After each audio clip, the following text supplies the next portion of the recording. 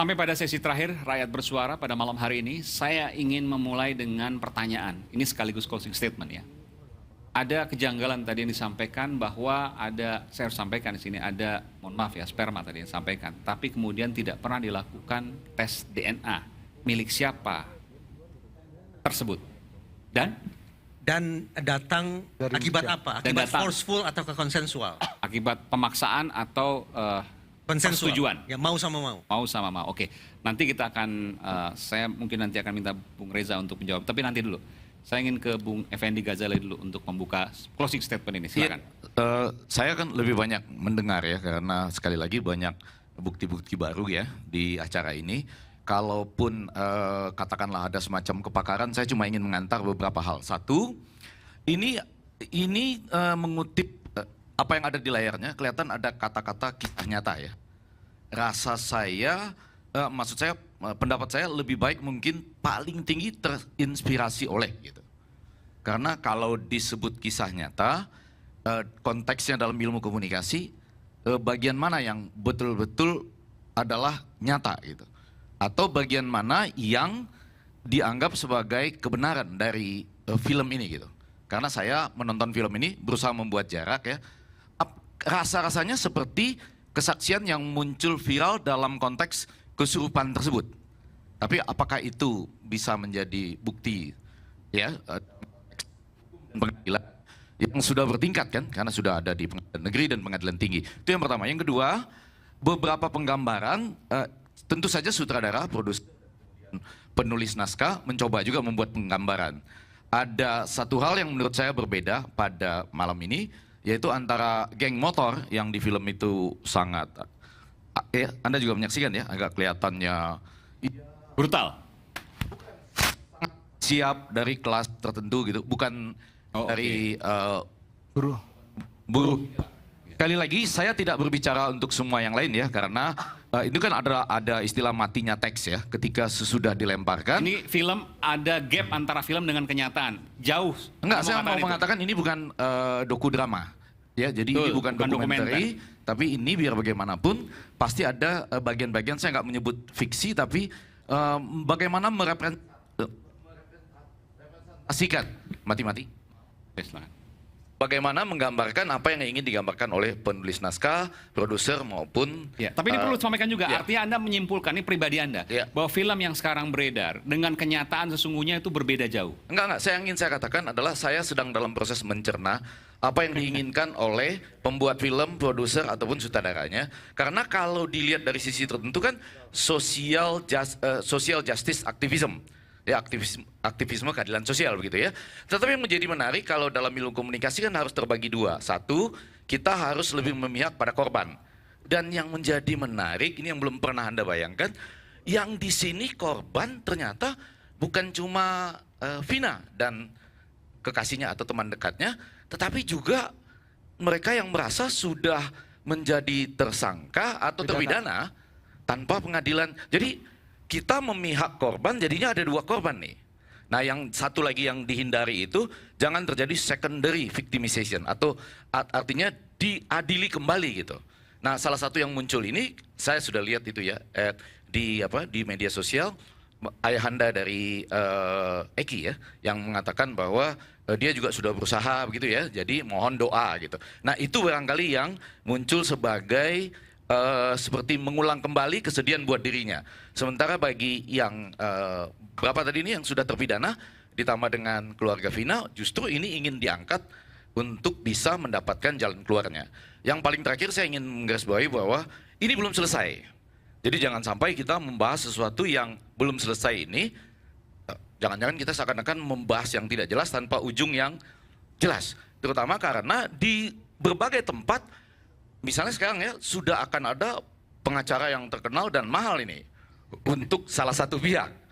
Bagaimana pihak yang lain gitu ya, yang tadi sampai harus menjual rumah misalnya. Saya mulai memikirkan hal-hal yang seperti itu. Lalu ada saksi kunci, saya tadi mendapat tambahan banyak data dari Pak Ito maupun Bang Yogi bahwa ada saksi kunci, sebetulnya dekat sekali tempat kejadiannya, bukan jauh, tapi yang menjadi masalah apakah betul-betul mereka bisa melihat dengan jelas malam hari itu Pak.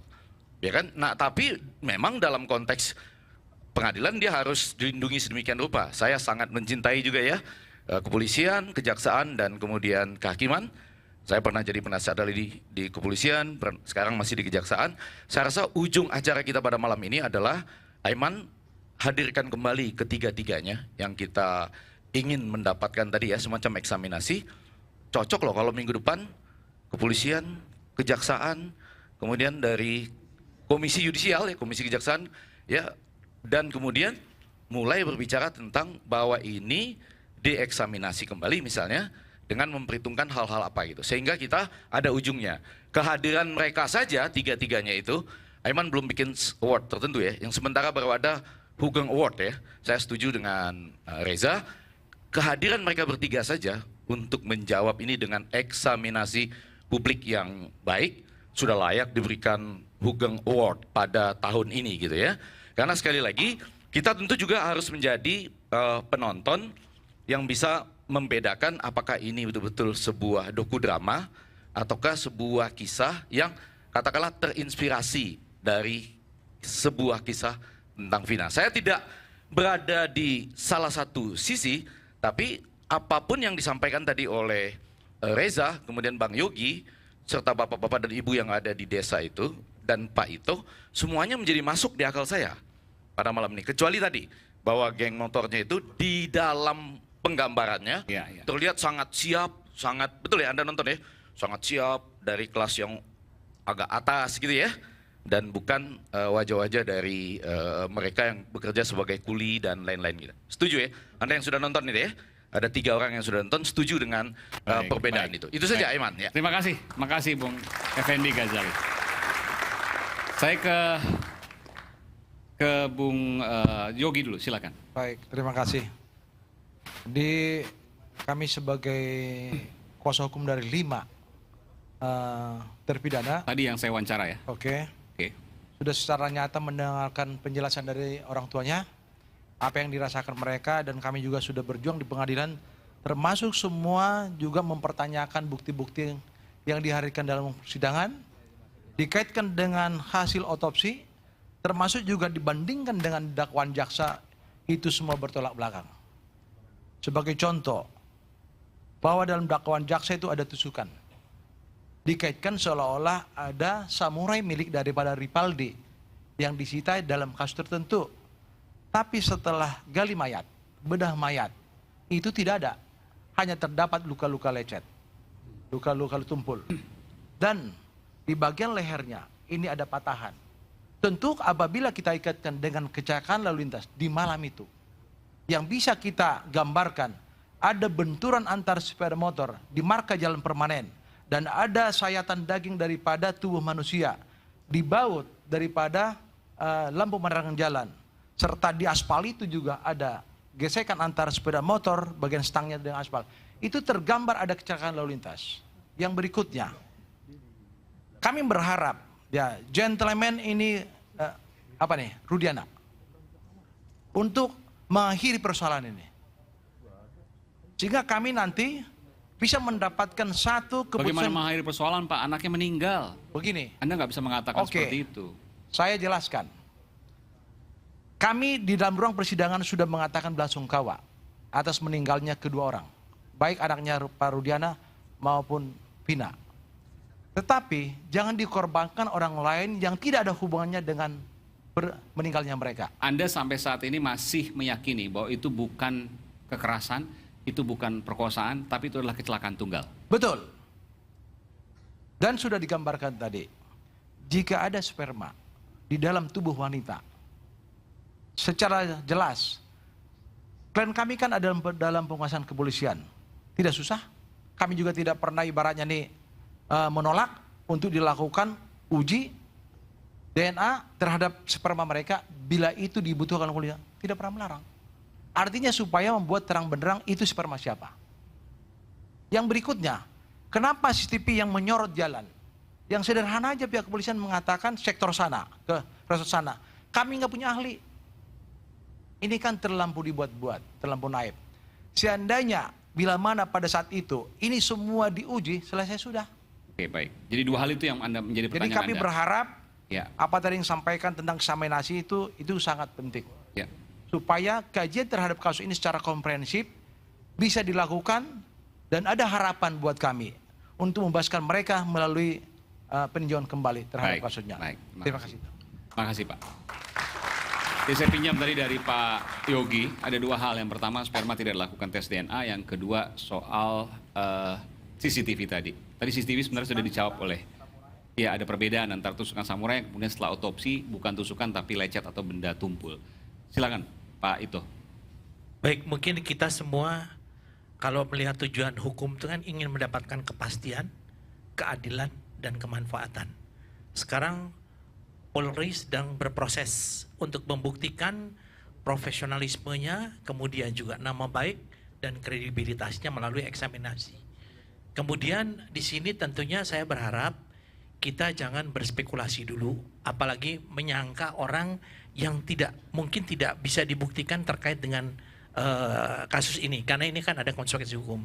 Saya kira memang kita akhirilah spekulasi ini, kita menunggu tentunya hasil dari eksaminasi dari kepolisian, dan mungkin harapan kita juga dari kejaksaan, dari komisi yudisial, sehingga melihat kasus ini secara utuh, sehingga akan dilihat keadilan ini. Karena bagaimanapun juga tentunya pihak Vina dan Eki mengharapkan keadilan, sebaliknya pihak dari yang saat ini dipidana juga mengharapkan keadilan. Nah, kita coba buktikan sekarang mulai di proses eksaminasi tadi, supaya kita semuanya bisa akan mendapatkan kepastian hukum, keadilan, dan tentunya ini akan menjadi contoh. Dan mungkin ada kasus-kasus lain seperti gunung es ya, yang belum muncul. Ya, saya kira mungkin ini harapan saya kembali, kita tidak usah berspekulasi, kita akhiri mungkin saat ini banyak drama-drama yang ada yang membuat saya sendiri kadang-kadang susah tidur. Karena tetangga saya sebelah saya buka terus, dan saya juga kata Bang Reza bingung karena pendapat orang beda-beda gitu. Tetangga saya tahu kan tempat tidur saya lah. Jadi saya kira mudah-mudahan ini semuanya kita bisa dengan yang dibuka. Bahkan Pak Ito dengan nyonya, dengan istrinya bisa berbeda tuh Pak ya? Oh, sangat berbeda Pak. Untuk kasus Vina ini? Ya, karena kan kadang-kadang kita terpengaruh dengan yang ada di YouTube, yang ada di ini, semuanya masing-masing beda-beda. Akhirnya ya kita sebagai yang mengerti masalah ini lebih baik diam. Karena yang dikatakan tadi Bang Reza, kita juga jadi bingung. Untuk lebih baik itu kalau bingung daripada ribet, lebih baik kita diam. Sambil ya mungkin suara rakyat bersuara ini akan membuka nanti satu terobosan bagaimana kita membuka satu kasus dari aspek keadilan. Tapi kalau diam juga tidak mendukung juga Pak. Kenapa? Karena kalau diam maka tidak akan pernah muncul keadilan itu. Ya. Karena kita harus sama-sama mengawal ini. Siapapun itu ya, saya tidak bicara satu institusi, tapi semuanya harus kita kawal. Maksudnya diam itu Mas, kalau kita tidak pasti sesuatu, jangan kita berasumsi, jangan kita berspekulasi. Lebih baik kita memperhatikan, mencermati, karena percayalah bahwa Polri saat ini betul-betul sedang mempertaruhkan nama baiknya ya, karena kita semua ada jargon presisi. Dan di sini Pak Kapolri itu sangat beliau memperhatikan kalau memang ada kesalahan, beliau tidak pandang bulu. Kita sudah tahu kasus-kasus yang terdahulu. Demikian. Baik. Dan Polri pasti terbuka soal ini, itu kan. Termasuk juga harapannya di kejaksaan dan juga komisi yudisial tadi ya, di peradilan. Baik. Terakhir Bung Reza sebagai penutup. Ada dua kementerian dan lembaga yang sudah saya ajak komunikasi tapi lupa saya sebutkan. Berarti lewat rakyat bersuara ini calling bagi mereka. Silakan. Jangan lupa bahwa di antara 8 orang terpidana itu ada 1 orang yang masih berusia anak-anak saat itu. Namanya Saka. Saya sungguh-sungguh berharap bahwa karena ada 1 orang terpidana berusia anak-anak, maka Komisi Perlindungan Anak Indonesia bersama Kementerian Pemberdayaan Perempuan dan Perlindungan Anak untuk juga melakukan review terhadap proses perlakuan negara terhadap terpidana anak ini. Jadi sama-sama ikut mengawal juga bareng dengan eksaminasi tadi. Baik, tentu ini kita bicara bukan untuk hal yang buruk, tapi kita bicara untuk bagaimana mendapatkan keadilan. Pembunuhan Vina kasusnya bukan satu-satunya kasus yang belum tuntas. Masih ada banyak kasus yang juga diselimuti tabir misteri. Keluarga yang berduka butuh kepastian. Publik menanti kebenaran. Ungkap dan sampaikan keadilan. Saya Aiman Wicaksono, sampai jumpa di Rakyat Bersuara berikutnya. Masih Pak Ito.